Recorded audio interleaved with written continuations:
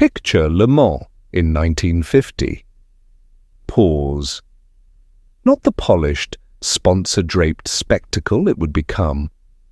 This was still a raw, punishing endurance race run on public roads through the French countryside. Roads that were barely wider than the cars themselves, lined with hay bales and sandbags instead of barriers, lit at night by nothing but the headlamps of machines that had no business going that fast. The war had been over for 5 years, but Europe was still rebuilding. Rationing was still a fact of life in Britain. Petrol was a luxury, not a given. And yet, when the checkered flag dropped at the end of that 24 hours, one of the cars crossing the line in third place overall was a hand-built British sports car powered by an American V8 engine, driven by the man who had built it with his own hands. Pause. His name was Sydney Allard. The car was the Allard J2, and what he did that weekend should have written him into automotive history forever. It almost did, for a few brief years in the early 1950s. The Allard name was spoken with the same reverence as Jaguar, Ferrari, and Aston Martin among the people who actually went racing. A cottage industry operation out of Clapham, South London. No wind tunnel, no factory in the traditional sense, no corporate backing, had built a car fast enough to beat almost everything else on the road and the track.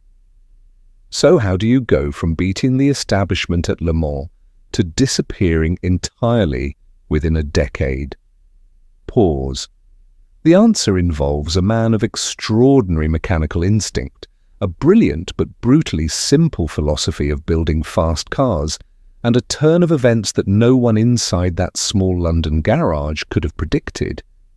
But there is one detail about how this car was actually built that most people never hear, and it goes to the heart of why it worked and why it eventually didn't. We'll get to it.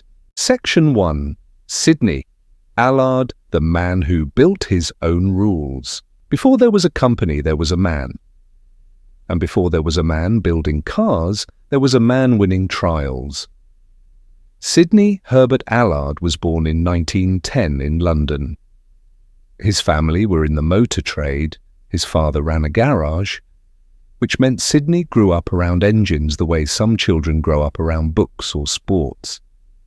By the time he was in his 20s, he was already a serious competitor in the world of British motor trials, those grueling, mud-soaked tests of mechanical durability and driver nerve that required you to nurse a car up near impossible hillsides without stopping, losing traction, or losing your temper. He was good at it, very good. But trials cars of the era were slow, heavy, and agricultural. Sydney wanted more, so in the mid-1930s, he began building his own specials, one-off machines cobbled together from available parts and shaped by his own instincts about what a fast car should feel like. His first serious effort used a Ford V8 flathead engine mounted in a shortened Ford chassis, wrapped in bodywork he designed himself. It was crude by any standards. It was also faster than almost anything else an Englishman could lay hands on for the money. The war stopped everything, as it did for every British manufacturer. Sydney served, the garage in Clapham survived, and when the fighting was over and the world was trying to figure out what came next, Sydney Allard did what seemed natural to him. He started building cars. Production, if you can call it that for a company that might assemble a dozen cars in a good month, began in 1946. The early models wore simple single-letter designations, the J for the open two-seat sports car, the K for a longer two-seater with a bit more bodywork, the L for a more covered tourer, the M for a drophead coupe. These were not delicate machines. They were large, brawny, and unmistakably British in their disregard for refinement. What they offered instead was power, directness, and the sensation that you were in genuine contact with the road beneath you. The philosophy was unapologetically simple. Take a stiff, lightweight chassis, put the biggest engine you could source into the front of it, give the driver enough grip to manage the result, and get out of the way. Sydney Allard believed that torque was the honest currency of performance. You could debate the fine points of suspension geometry forever, but when you needed to pass something on a wet road in the dark, what you wanted was more cubic inches. And here is where the Allard story takes its most fascinating turn. Because Sydney Allard was British through and through, but he kept looking west for his engines. Britain in the late 1940s could offer the Ford flathead 5.8 or various inline 4 and 6 cylinder units. America, on the other hand, had just introduced the Cadillac overhead valve V8 in 1949, 331 cubic inches, 160 horsepower, and a torque curve that came in low and stayed flat all the way up. It was a revelation in an era when most European sports car engines were still spinning hard to make their power. Sydney recognized it immediately. The Cadillac unit would fit. And in a lightweight British chassis with proper suspension, it would be devastating. Section 2, the J2, simple, brutal, and correct.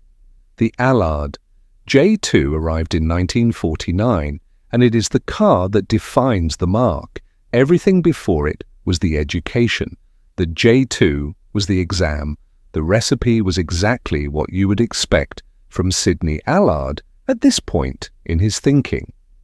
A ladder frame chassis built from large diameter steel tubing, a body in aluminum and fiberglass that was just wide enough to put two people in side by side without touching elbows, and a front end that wore those enormous cycle-type fenders arching over the front wheels. A look that was already old-fashioned in some ways, but communicated intent in a way that modern aerodynamic shapes simply could not.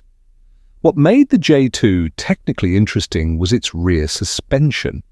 Sydney had adopted a de Dion axle arrangement, which allowed the rear wheels to remain upright and parallel to each other through suspension travel rather than cambering in and out the way a solid axle does. At the time, this was a genuinely sophisticated choice. It gave the car better traction out of corners and more predictable behavior at the limit than many of its contemporaries.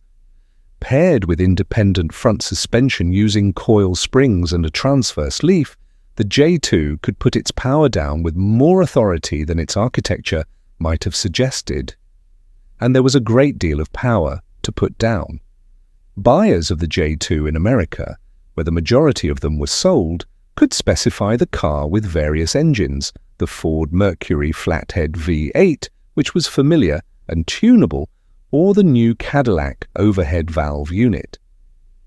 Some buyers went further and fitted Chrysler's Hemi Phi 8, which arrived in 1951 with 331 cubic inches of its own and a combustion chamber design that the racing world would spend the next 2 decades exploiting. A J2 with a well-prepared Cadillac engine was capable of covering the quarter-mile in times that embarrassed purpose-built American performance cars of the era. 0 to 60 figures varied depending on the state of tune and the engine fitted, but the best examples were genuinely quick by any contemporary standard. Road and Track covered early Allards with the enthusiasm of a publication that recognized something different when it appeared. A car with real European chassis engineering and real American muscle at a price that, while not inexpensive, was within reach of a successful American professional. The J2 weighed somewhere in the region of 2,000 pounds, depending on the engine fitted. Light by American standards of the time, heavy by later sports racing standards, but in that sweet spot where the power-to-weight ratio made the thing come alive in a way that heavier, more civilized cars simply could not replicate. Production was never high, in the way that hand-built British cars of the era were counted, not in thousands but in hundreds, sometimes in dozens. Approximately 90 J2s were built before the model gave way to the revised J2X. Add that successors production and new are still well under 200 cars total. In America, they became cult objects almost immediately. Men who wanted to go racing found that a used Allard with a fresh engine was a remarkably cost-effective weapon. Section 3. Le Mans, 1950. The race that should have changed everything.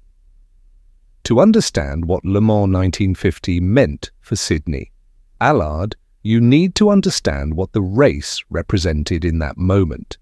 The 24 hours of Le Mans in 1950 was the first running of the race since 1939.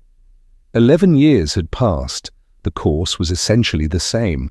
The long Mulsanne straight, the tight right-hander at Maison Blanche, the chicanes before the pits. But the cars were entirely different. This was the first post-war generation of purpose-built sports cars, and the manufacturers who had survived and recovered from the war were eager to demonstrate that they were back. Ferrari was there. Talbot Lago was there with its big, reliable straight-six machines. Jaguar had entered XK120s, fresh from their sensation-causing debut at the motor show.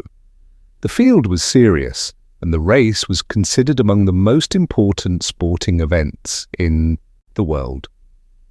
Sydney Allard entered the race himself. He drove his own J2, partnered with a co-driver, and ran a car fitted with a Cadillac V8 engine. He was not a professional racing driver in the modern sense. He was a car builder who also happened to race, which in the culture of that era was entirely acceptable and in some respects admirable. What followed was one of those results that looks almost impossible when you read it decades later. The Allard J2 finished third overall at Le Mans in 1950, third overall at Le Mans, in a car built by a small South London garage operation with an American passenger car engine driven by the man who built it. The winner that year was a Talbot Lago. Ferrari finished second, and Sydney Allard, amateur racer, trials champion, self-taught engineer from Clapham, stood on the podium. It was one of the most unlikely results in the history of the race. What made it possible was exactly the J2's core philosophy, the combination of lightweight, the torque-rich Cadillac engine, and a chassis that could use the power. On the long Mulsanne straight, where top speed determined lap times more than anything else, the Allard's brute thrust was its greatest asset. The result caused an immediate stir in the enthusiast press on both sides of the Atlantic. Here was proof, seemingly, that Sydney Allard's simple approach was not just commercially viable, but competitively valid at the highest level. Orders came in, road tests multiplied. The American market in particular responded with enthusiasm. Here was a car that spoke their language of cubic inches and quarter-mile times, but wore a British competition pedigree. For a brief window, the future of Allard Motor Company looked genuinely bright. But remember what I said at the beginning, about a detail that would explain everything? Here it is. Sydney Allard's third place at Le Mans 1950 came in part because many of the faster cars had already retired. Ferrari's problems that year were well documented. The race ate through its field the way Le Mans always did. Allard's reliability, not just its speed, had carried it to the podium. This was not a diminishment of the achievement. Finishing Le Mans at all was an accomplishment. Finishing third overall was extraordinary, but the margin between Allard and the leading European manufacturers was narrower than the scoreboard suggested, and within 2 years, that margin would become a gap that no amount of American V8 displacement could close. Section 4. Why Allard couldn't last. Jaguar, time, and the limits of simplicity. 1951 was the year the Allard moment began to end, though nobody knew it yet. Jaguar introduced the C-Type at Le Mans in 1951. If you want to understand what the C-Type meant for small British sports car manufacturers like Allard, you need to understand what Jaguar brought to the table: a purpose-designed racing chassis, a twin-cam straight-six engine producing 210 horsepower in race tune, disc brakes on later versions, and, crucially, the resources of a real factory behind it. The C-Type won Le Mans in 1951. It won again in 1953. The writing was already legible on the wall. The J2's simplicity, which had been its greatest strength when it was competing against bloated, overly complex machines, was becoming a liability when measured against cars designed by engineers with full factory support, wind tunnels, and unlimited development budgets. Sydney Allard continued to develop his cars. The J2X addressed some of the original J2's roughest edges. Later, he attempted to build a more refined saloon, the P1, to capture a different market segment. He even experimented with a supercharged version to chase more outright performance. But each development required capital that a company selling cars in the hundreds rather than the thousands simply could not generate at the pace required.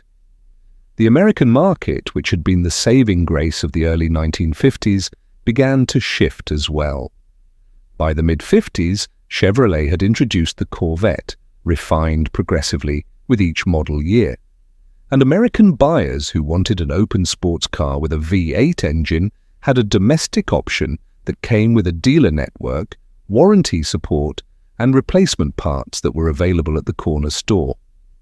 Allard could offer none of these things. There was also the matter of what Sydney Allard was fundamentally: a small builder making cars by hand in a limited facility, dependent on sourcing major components from other manufacturers.